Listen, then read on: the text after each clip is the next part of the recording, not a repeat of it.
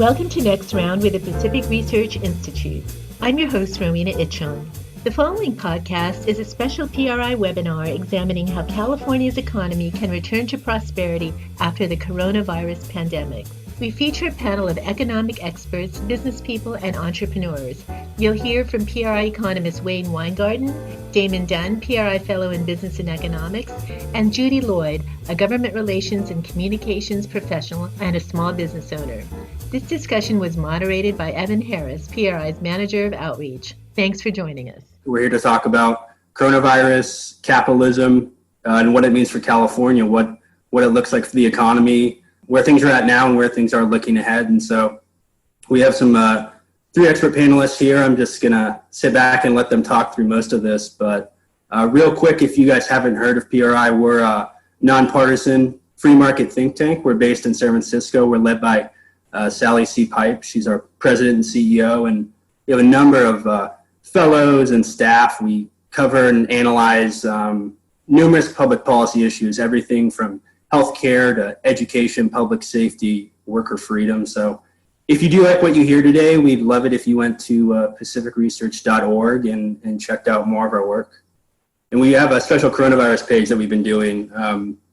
Like everyone, we've pivoted to do a lot of analysis.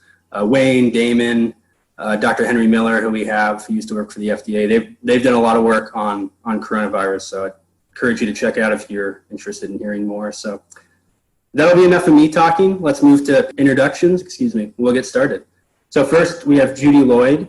Judy Lloyd is the owner of Altamont Strategies. They're a company that manages community relations campaigns, government affairs, and special projects. Lloyd has served as an appointee for 2 U.S. presidents. And Judy, what 2 were those? Reagan and Bush 43. Reagan and Bush 43. Those are good ones. Good ones. She served for 3 cabinet secretaries for the U.S. Departments of Agriculture and Labor. She was appointed as the first woman to serve as the 9th Western Region Representative for the U.S. Labor Department just after September 11th, 2001. Lloyd was also awarded the Exceptional Service Award from Labor Secretary Elaine Chao, as well as the San Francisco Business Times Woman of Distinction in Politics and Government. And on top of all that, she's a member of the Leadership Council for the National Federation of Independent Business. Most recently, Lloyd served as campaign manager for the successful Measure Y campaign in Danville, California. That's in the Bay Area, if you folks don't know. And later this year, she'll be inducted into the Contra Costa Women's Hall of Fame. So, Judy, thank you for having us here. Happy to be here. Thank you. Next, we have our PRI's Business and Economics Fellow, Damon Dunn.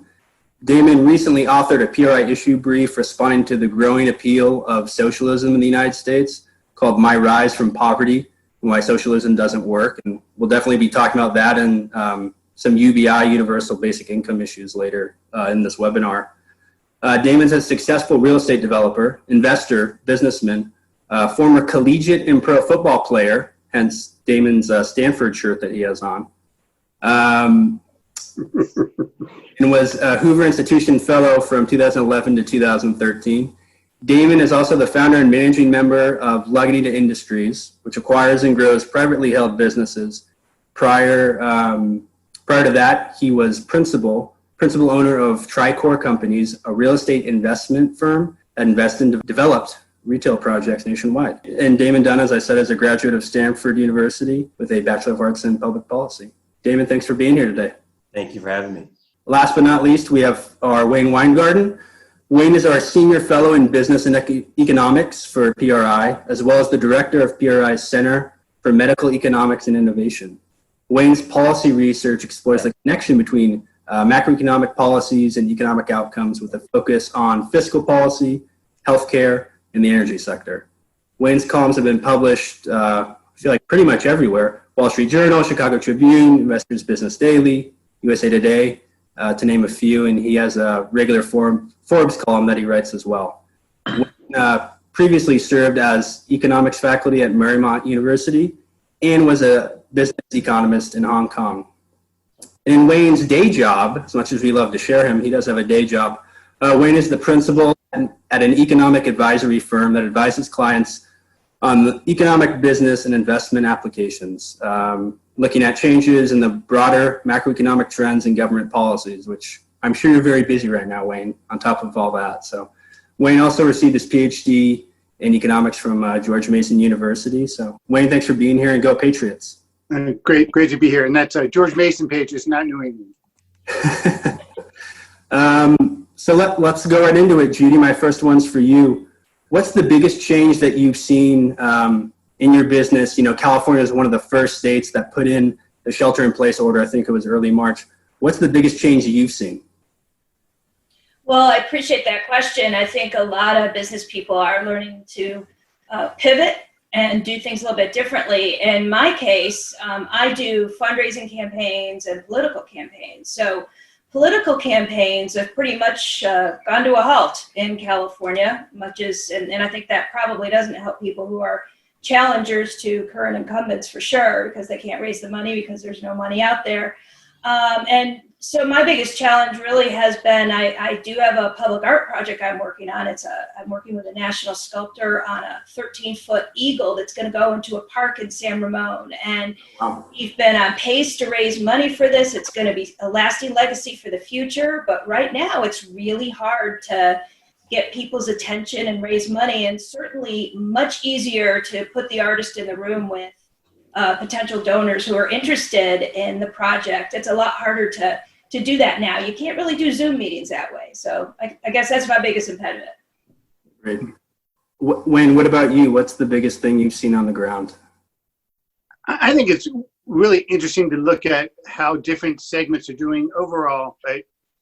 Business is terrible. We're down 10, 20% in terms of sales, but there's a huge bifurcation, right? So Amazon, Netflix, right? Netflix is at over, in terms of subscribers, more than they actually imagined signed up in the last quarter. So I think taking into account how consumption is changing, it's overall lower, but its distribution is differing, and how long that will last.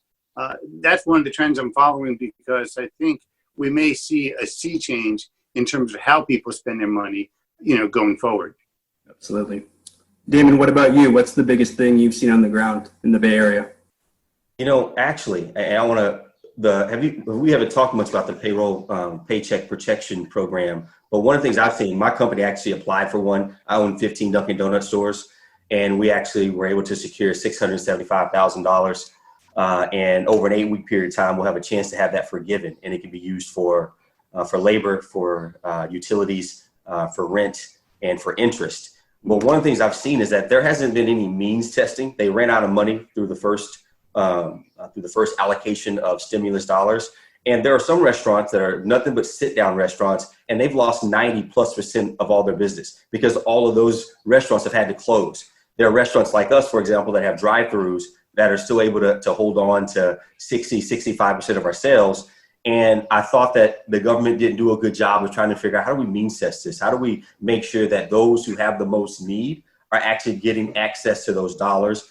It was important for it to be fast, so I understand that. And hopefully with this second allocation of stimulus dollars, some of those that really needed the most, who were blocked out because they weren't fast enough to get into the application process, they'll get access to that capital. But I think next time around, some things we should be thinking about if we face this again is, how do we means test that so that those who really are the worst off are getting access to that capital?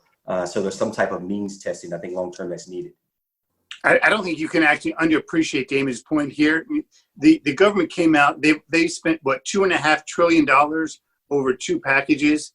That's more than 10% of our GDP. Right. And it's been such a scattershot that a lot of it is wasted money, and there's necessary things wrapped along all of this waste and all of this kind of excessive expenditures. And so you have to do some of these things, and the toll for the troll is just getting overly burdensome for far too many people. Do you guys think, so I believe that the Senate just okayed the second version of the stimulus package, and I think there was $320 billion or so for small businesses. Again, so that's kind of a round 2. The first one ran out in, I think it was 12 days that they had allocated all. Yeah. We're on a second one. Do you all think is there going to be a third and a fourth? Is this just going to keep going until we go back to normal? Well, I think it might. from our standpoint, from NFIB's standpoint, 50% of our members told us they can't survive more than a month or two without support. And we all know a lot of that money that went out the door, I mean, notwithstanding Damon's is a perfect case of good use of money, but a lot of that money did go to some bigger companies that it shouldn't have. Right. And so, NFIB is, we actually wanted $400 billion into that with the thought of what if we don't do a third and a fourth round, but we seem like we're kind of doing it in increments, seeing how it goes, and then go from there. And it looks like there might be a third round. All right, Wayne, let's move over to you. So this disruption, I think it's unlike what we've seen before. How is this sudden stop? How is this different from 2000 with the .com, or even the Great Recession in 2008 and 9? I think it's very different, and we need to keep these differences in mind as we continue to have our policy responses. Right, this is a supply shock. Right, we've shut down the economy, production shut down. We then kind of led to a demand shock. So we didn't have capital misallocation. Right, that's kind of that classic recession that we saw in 2007 to 9, saw in the .com bust. All of those was misallocated capital, and so we had to unwind that investment. This is very different in that sense. And the most important mission, which is what we're not paying enough attention to, is bridging the gap, especially for small businesses and entrepreneurs. There have been a lot of obstacles, regulations, other things, and we've been looking at that as part of our breaking down barriers to entrepreneurship research at PRI, because entrepreneurship and small businesses, they're so important for driving productivity, helping families kind of lift themselves up the income ladder. And there have been obstacles. Now they're at the center of the storm with this shutdown, right? And what we keep doing is these scatter shots of trying to do demand side stimulus, when what you really need is address the liquidity problems, because you don't want liquidity problems to turn into solvency issues. That's the big issue of managing this crisis, is not thinking of it in terms of a typical recession, but thinking of it as how do we help people, families and businesses, kind of get from one end of the gulf to the other, and that's managing liquidity. Damon, what's your take on this? How is this different from 2000 or 2008? Yeah, I thought what Wayne said was really good. What I would add to that is that 70% of our GDP is consumption, and typically when you have a recession, whether it's .com or whether it's the 2008 real estate bust, the bubble that burst, there are implications for certain industries, and there's uncertainty that now people have stopped and decided they're not investing, and so there's a shrink in GDP over 2 straight quarters, and we call that technically a recession. Coming out of that, somehow we build back some confidence, whether it's through monetary policy by reducing rates, by flooding the monetary supply, or whether we're using fiscal policy like we see here, taxing spending. But we are really talking about several niche industries. What's happened here, as Wayne has truly pointed out, there is significant amount of quote unquote recession impact. It's across every industry that's retail or consumer related. We've never had something that shut down the entire economy across the board. Even in 2008, all the retail real estate shops and all the restaurants and all of the service business to business service businesses and all of the malls and all the movie theaters, none of those things all shut down. There were industries that were hurt, particularly in each of these recessions, whether it's the 1980s savings and loans or whether it was in the 1990s, the real estate kind of bust bubble that we had. But now we see a global shutdown of all businesses in a consumer, in the consumer industry, anything that has business to business service or retail industry. We've never seen this much of our industry shut down. And also there's certainty. We shut it down. It wasn't because of some unrelated variables that are very difficult to explain and somehow we'll get confidence in the fact. We're going to start this again, but because it's such a huge shutdown, I think that what Wayne talked about, liquidity and solvency, is absolutely critical, because now people who had just enough liquidity to make it profitable to run their business, those people may be out of business. And people who did not have access to loans based on credit debt ratios, those ratios are going to get worse. So how do you actually underwrite a loan when the ratios for credit debt service based on Dodd-Frank that passed as a result of what happened in 2008, how do we now underwrite, these businesses that need liquidity and solvency. So these are really difficult issues that we're going to learn about. And I don't know if any of us really understand what all the implications are going to be for businesses as we start the economy back up. Will those liquid companies, and will those companies that can barely keep their doors open and doing well, can they actually survive and come back from this? I don't think we know the answers to that until this ends and the economy opens back up. But to give you a sense of how bad it is, I think we lost 22 million jobs in over a month. Right. That's going to put our unemployment rate at 17%. Right? At the height of the Great Depression, unemployment was 25%. Yeah. So with 1 month, we went from exceptionally low unemployment to Great Depression levels. I mean, that's how serious and how terrifying this is. Judy, what say you on 2000, 2008, early 2000s? You were probably with the federal administration, and what's kind of your perspective heading into this and just the shock that we saw the stop? Well, I liken, when you're looking at a pandemic, it's the same as similar to a national disaster. So after 9/11, we saw the airlines retrain workers for new jobs.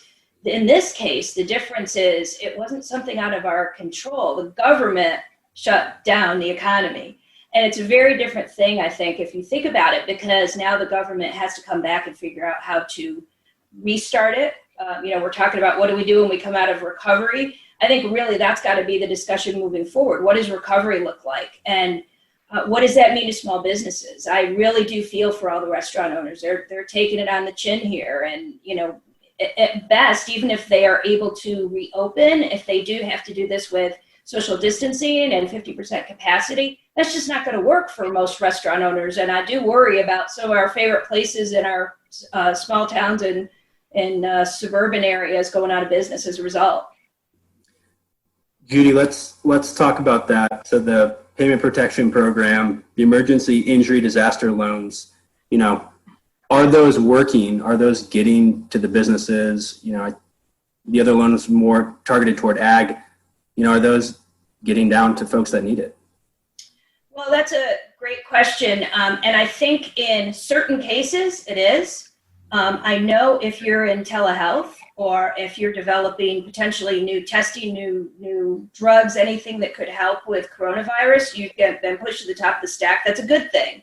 However, let me share, we just took a poll for NFIB on April 17th, so last Friday.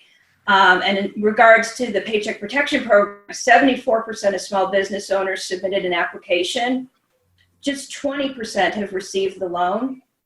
80% of small business owners are still waiting for their loan and uncertain where they are in the process. I think that's the most challenging thing, the uncertainty.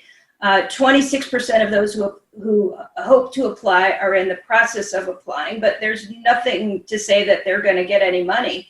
And 49% expect the total loan amount to be forgiven. I do have some information as well on the economic injury disaster loan. We had 40% applied for an EIDL emergency grant through the SBA. Just 10% have seen the emergency advance deposited into their bank account. 99% of small businesses in our survey who applied have not seen the full loan amount. That's really troubling. Yeah, I'd add something to that, Judy. One thing I would say is, there are the people who got the money, right? The people who actually have access to it. We have it, but we can't force customers to come to our stores with there still being a government shutdown.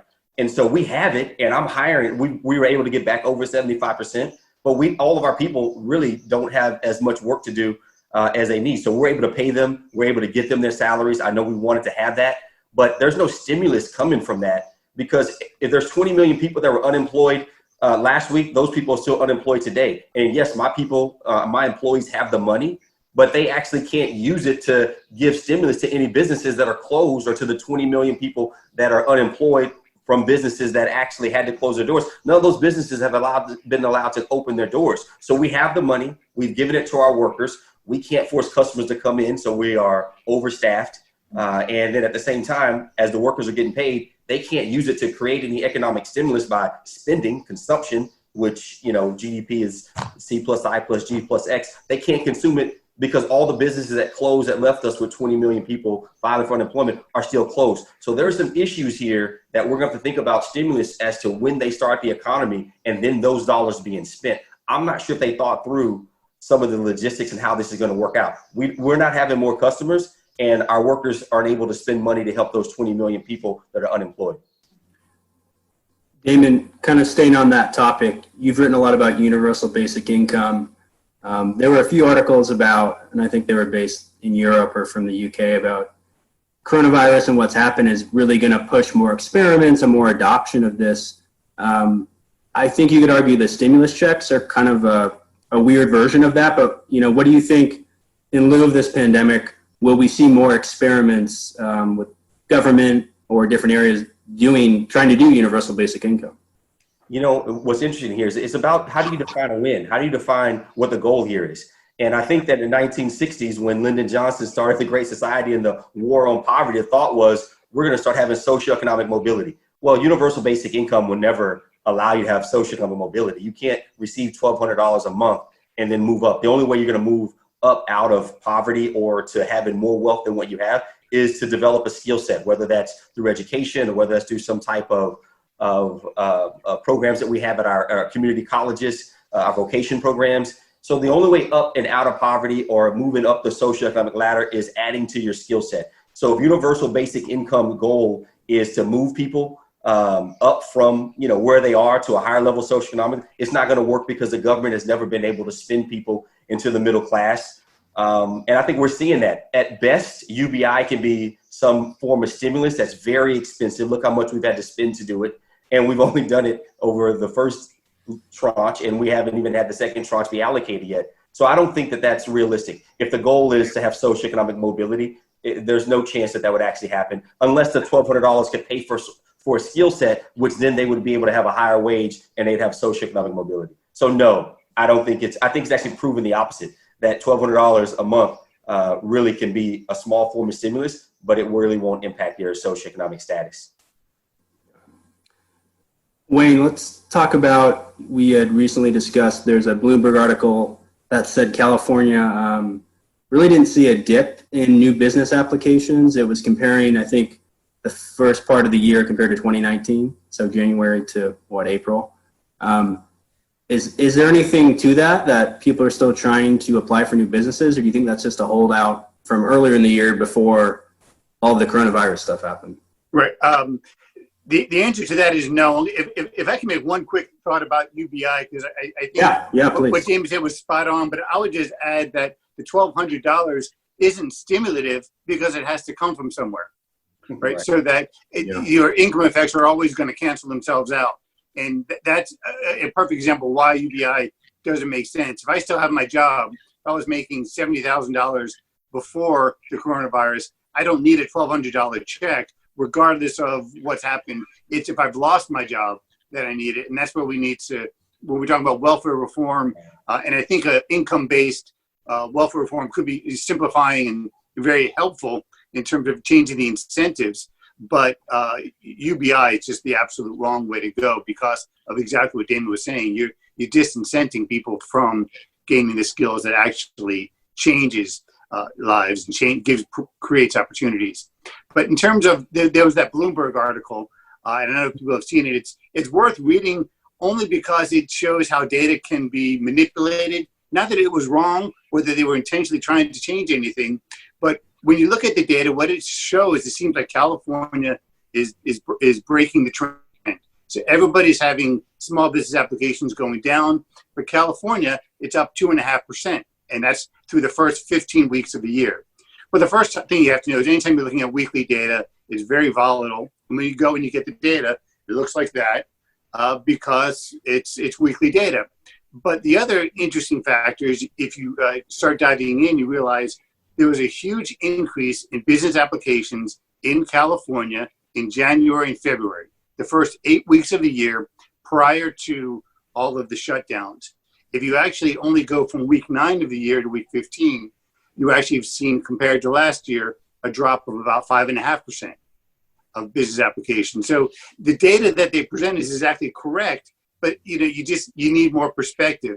And when you start looking at it, you start realizing California was starting out strong, and then the virus hit, and now it's weakened.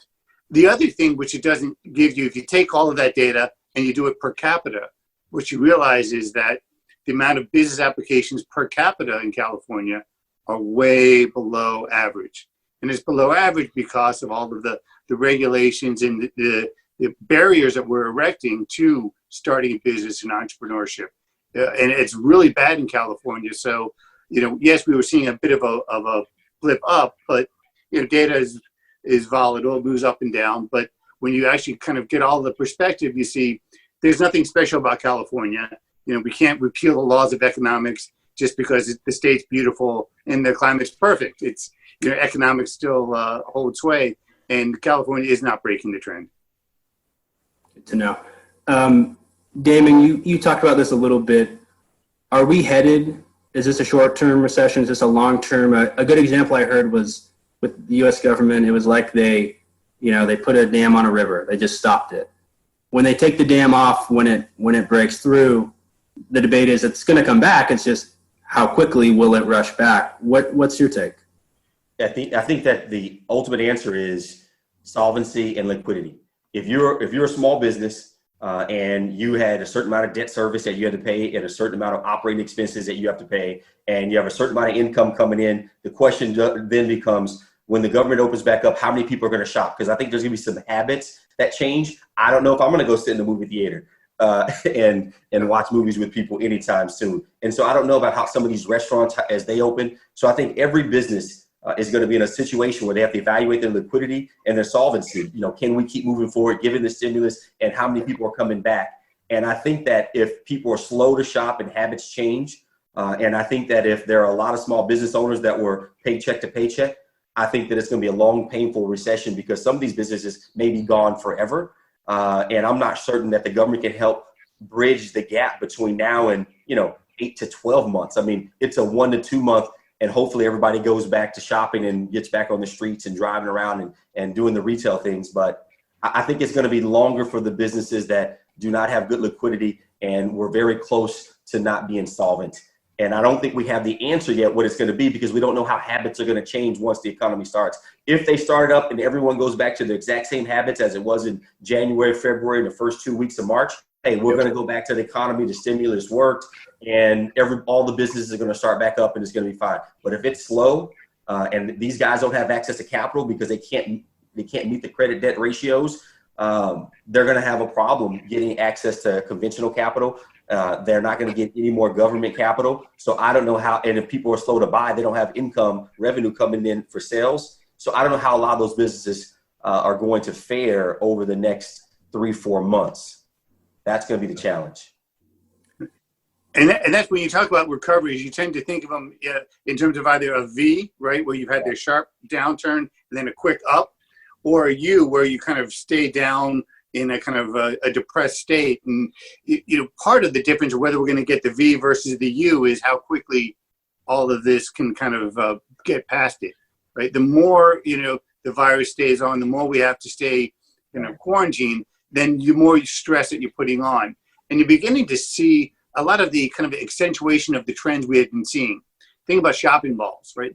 Shopping centers, long term, there's this question because people's buying habits are changing. If you go to some of the local malls here, you stop seeing traditional retail stores and you start seeing experiences. Where I actually saw, I'd never seen this before, where they have actual axe throwing, which actually terrified me. A bunch of people don't know what they're doing, throwing axes in random directions. But there was an actually axe throwing store.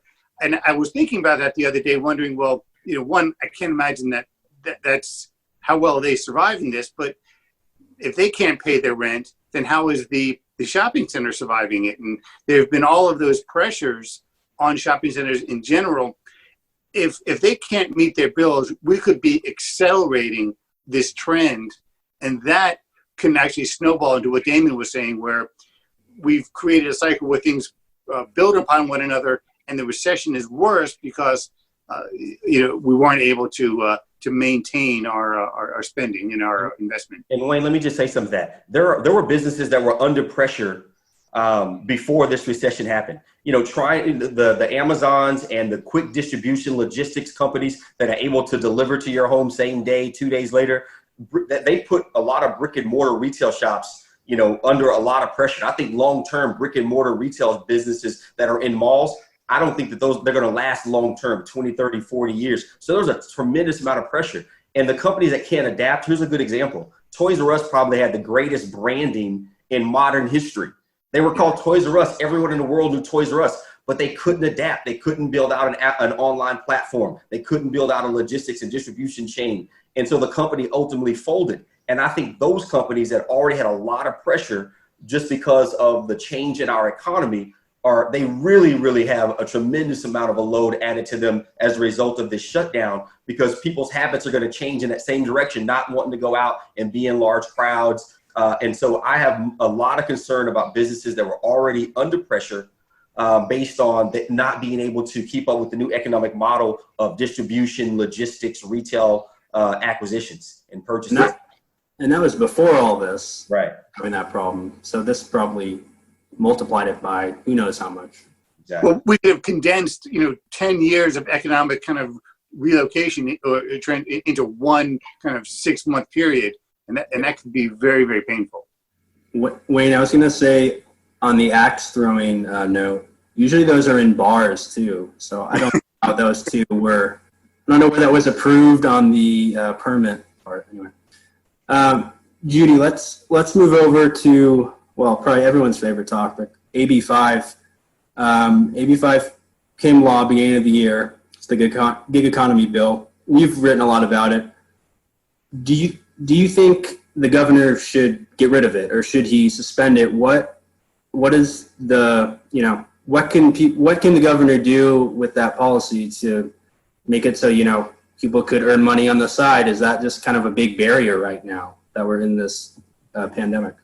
Well, I appreciate you bringing that up. That's been a priority for the NFIB, trying to fix the mess that was caused by the Dynamex decision, first by the Supreme Court. And keep in mind, their 2-year anniversary of that decision is coming up April 30th. So just this month. And, the legislature came in and basically through different lobbying efforts picked and choose what occupations that they wanted to exempt. And so many of the legislators felt like, oh, well, we'll just go along with it and then we'll just do cleanup legislation every year. Well, what a waste of time. So one of the things that NFIB is trying to work with the governor on is potentially an 18-month delay on implementation for small businesses. We think this is reasonable under these circumstances, and we hope he'll take a look at it. We don't have time to wait for legislative fixes, which may never happen. We're in a pandemic. So, my sense of it is that's going to be a very, very important priority for us, as well as supporting an off-ramp for minimum wage increases, and NFIB supporting any tax incentives or tax programs that help relax regulations on small business. And I was just going to note, I think the bill author, Lorena Gonzalez, there were a number of industries that were going to be exempted. There were quite a few cleanup bills, and then the legislature had to go on recess. So it's, and Toni Atkins has said she really doesn't want anything but coronavirus-related legislation whenever they come back. I imagine that could be in the assembly. So, to your point, that those might not even happen this year, maybe even next session. Who knows at this point?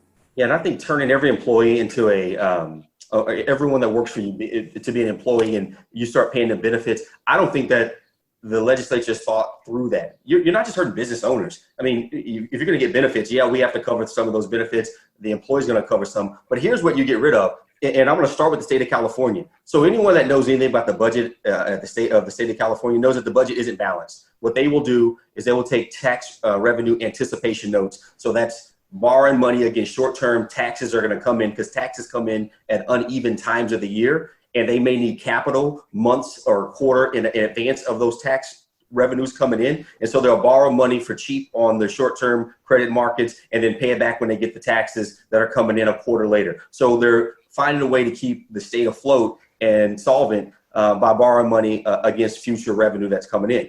That's the same thing that 1099 employees want for 1099ers want for their same opportunity. They don't want you necessarily taking out income tax and taking out Social Security and taking out, Medicare taxes. They want to have the opportunity to collect all their money and pay their taxes in April of the following year, and that gives them liquidity and allows them to have cash flow, and they can manage their homes and their finances better and pay taxes on a known date. You take that completely away from them. You're pulling out all of their ability to be able to manage their business like the state manages theirs. So it's interesting to me that the governor and the state legislature, they like doing it for them, right? But they're not okay with 1099 workers coming in and saying, you know what, I want to have control over my cash flow and pay my taxes in April of the following year. Yeah, and I mean, just at a time when folks are going out of work and, the quote unquote side hustle would be very beneficial to a lot of people. I think of, Vox had to let a lot of people go from SB Nation, restaurants cut down, and minimum wage plays into that too, but just all those opportunities were already gone as we stepped into this. So I don't know, it seems the worst possible time that could have happened, regardless of any time of it being a bad bill and a bad law. I wanted to ask each of you, so aside from AB 5, if you could put on your governor's hat for one day, what's kind of the one policy or law, what would you change that would help people right now?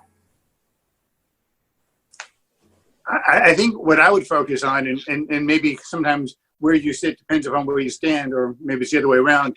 I would look at all of the costly energy mandates that California uniquely puts on its businesses and its consumers. We've been looking at this issue, and you can have effectively close to a $2,000 per person tax reduction annually that doesn't actually cost the government any money if we started reevaluating our cap and trade, all of the net metering laws that increase costs, the fuel mandates, the excessive fuel taxes, all of these, they add up, they increase costs for businesses, which make it less productive and less profitable to be in California. It burdens families with excessive costs. So we could immediately start reducing those costs, lower gas bills, lower electricity bills, by removing these harmful regulations that, by the way, are not, this is a little off topic, but they're not actually achieving the goals in terms of greenhouse gas emission reductions. California is not more efficient at reducing emissions than, let's say, Ohio, and Ohio is not doing all of those harmful policies. So we can reduce emissions and lower costs. And at this point in the where we are with this pandemic, that would be very valuable. Yeah, if I was governor for a day, I'll put my governor for a day hat on. I mean, all the data from every recession, the last people that are fired are people with an education. The first people that are rehired are people that have an education. And so what I would say is that the most important thing you could actually do as governor is find a way to do what the city of Long Beach is doing. Long Beach Unified School District works with Long Beach City College and works with Cal State Long Beach. And you have automatic entrance. You have the first semester of your community college paid for if you finish with a B average coming out of Long Beach. It's called the Long Beach College Promise. And so if we're graduating on average 3.6 million seniors nationwide. If we had the opportunity for community college to be paid for, everyone would graduate with a minimum of an associate's or a vocation. We typically have 30 to 35 vocation opportunities, whether it's a certified nursing aide or a radiology technician or a glazer or a longshoreman.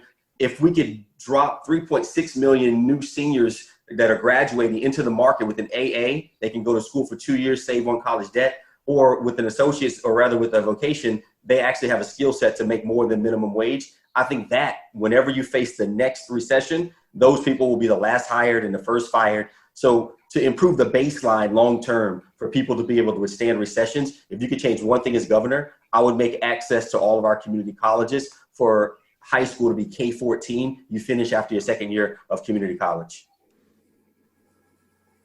So if I was governor for a day, I mean, first, I think we ought to respond to what the governor's already done. And he and State Treasurer Fiona Ma deserve some credit for helping small businesses through the California Disaster Relief Loan Guarantee Program. It's a small fraction of what PPP and EIDL are on the federal level, but they are trying to help. And I think, just in general, we got to be realistic about what might actually happen. And if you look at, we might get into this later, if you look at the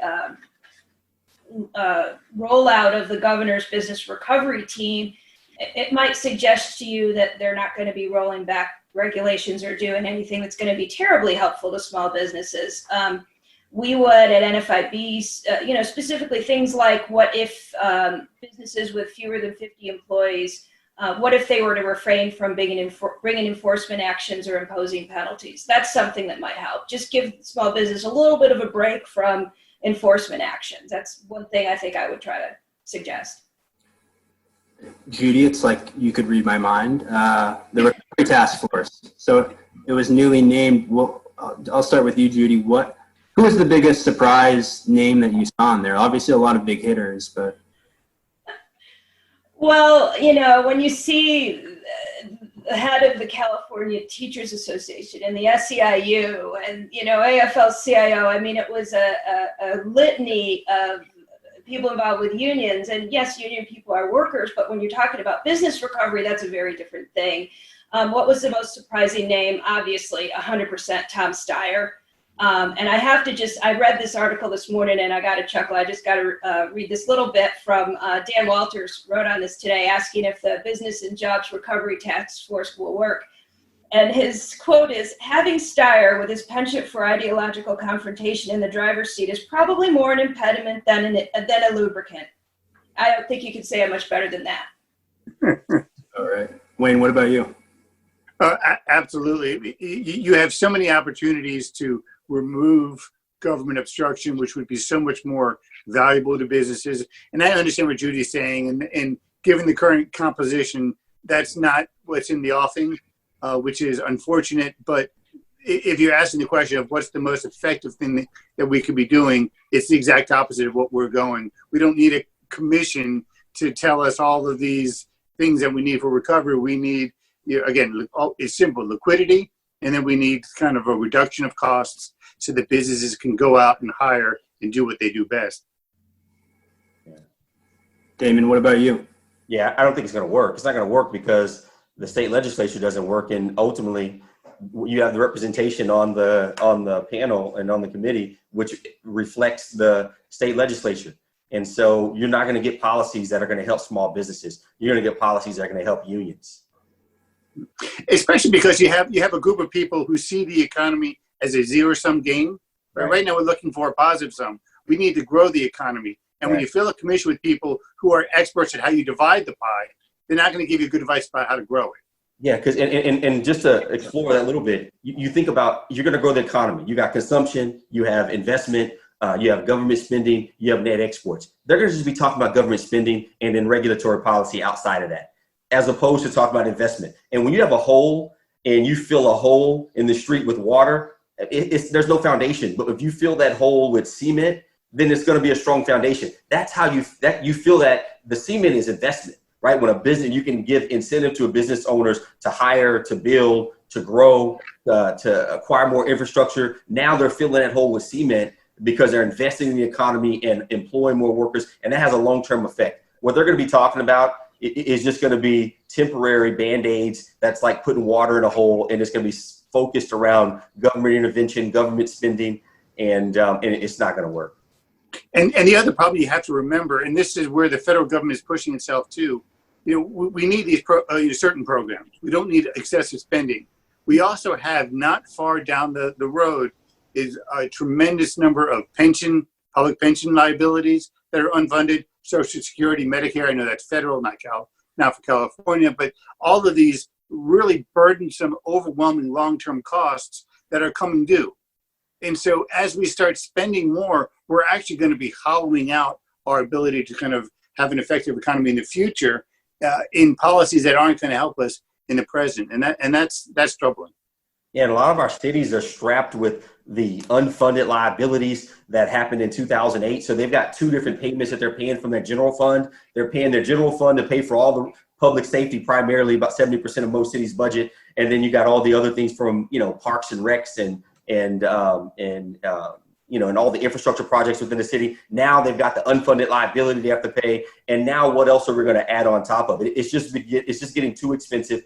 when someone hires someone, that person can work for a long time, and it happens, just positive cash flow. That's investment in sending someone to hire people to build more infrastructure, to open up more locations, to invest.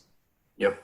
And one other thing I would just love to add, I know I'm interrupting, I apologize, but it's something very important when we're talking about infrastructure projects, right? Because certainly you drive on California roads and we need infrastructure, but that takes time. We always talk about that as a stimulus, but even going back to the Obama and their stimulus, and they were talking about the same things, you can't get an effective project done in a stimulative time. It just doesn't work. It doesn't make sense. You need to invest in the infrastructure for tomorrow in a thoughtful way, and an investment the same way that any business would for long-term capital. And so we should stop thinking of these as a stimulus and think of it as, how do we build the future for our kids and for our grandkids, and stop thinking of it as a short-term boost. Because anytime you try to spend a lot of money quickly, you're going to spend it poorly. It's a great quote. That is a great quote. I'm writing that down. Well, we're coming to an end. I had a few more questions, but they're a little more fun. So I thought we could just do a little lightning round to finish us off here. So, Judy, why don't we start with you? When this is all over, will you shake hands again? Wow, good question. I happen to be a fan of Dr. Fauci, who's suggesting that we shouldn't shake hands anymore. For me, the bigger deal as a half Italian, half Sicilian is the hugging. So my question really is, will we ever hug again, which is a real problem for me and my culture. So I don't know how to answer that, to be honest with you. I'm not a big fan of the whole elbow rub thing. I don't know how to answer that. I think we have to just kind of see how it goes, and maybe somebody will come up with something else fun that we can do to greet one another that's not shaking hands. Damon, are we going to shake hands in the near future? I'll give you a hug, Judy. I mean. There we go. Any day, brother. You know what? I think you're going to see a mass breakdown of that not happening. I mean, I don't want to shake hands. I don't know when I'm comfortable doing it. I don't think we've ever been really, if we were educated about influenza and that we're losing 30,000 people a year as a result of influenza, we probably would shake hands again. But I think there's been so much in the media now about how the coronavirus is spread, that shaking hands is such a critical piece of the virus spreading, that I don't know if we've ever been educated or inundated with that amount of information on handshaking and close proximity and standing 6 feet apart. I think there's going to be a large mass number of people across the country, across the world, that are not going to shake hands again. Will everyone do it? No. I think we'll probably hold on to 60% of the people will shake hands, and the other 40% are going to be like me and like, give me some elbow love, man. Wayne, yes or no? Well, I didn't like shaking hands before, right? Oh, okay. That's easy then, right? Is there a new hobby that you've picked up since we've all spent so much time at home? Or maybe a book? Wayne, you can. Sorry. No, you know what? My dogs are getting a lot of extra love. We have 3 dogs, so they're just loving all the extra attention. We have 4 people here, so every dog has at least one person to take care of them. Judy, what about you? Well, I started a cookbook back in 2011 after my mother passed away from pancreatic cancer. And it's a cookbook of a lot of our family recipes. And so I've started to resume some of those recipes and having a great time with it. My Facebook friends love my food, family, and flowers posts. And I got to say, if I have a hobby, it's just pairing that with the right wine. It keeps me going. Great. That sounds awesome. Damon, what about you? I think marriage is being remade here in this time. I mean, think about my grandparents. I was raised with my grandparents. When my grandfather went to work at 8 o'clock in the morning, he was gone. There was no social media. There were no cell phones. There was no communication at home. And then he'd come home and he'd have stuff to talk about. And then my grandmother actually wanted to know how his day really went. Nowadays, people leave and it's like, what are you doing? How are you working? What's happening? And now we're all sitting at home with each other, talking to our spouses every day. And so I think it's been good for realignment of marriage, for people to be at home all day. That's kind of my new hobby, figuring out ways to have healthy communication around the household. I like that. That's great. All right, last one. How would you grade Governor Gavin Newsom? Damon, you can go first. I'll say this, and I'll give him an F because I think he's done a poor job. But I'll say this. I heard a stat. When I was at Hoover, John Cogan made a presentation, and it was the most effective stat that I'd heard. He said from 1985 to 2005, the California population increased by 10 million people.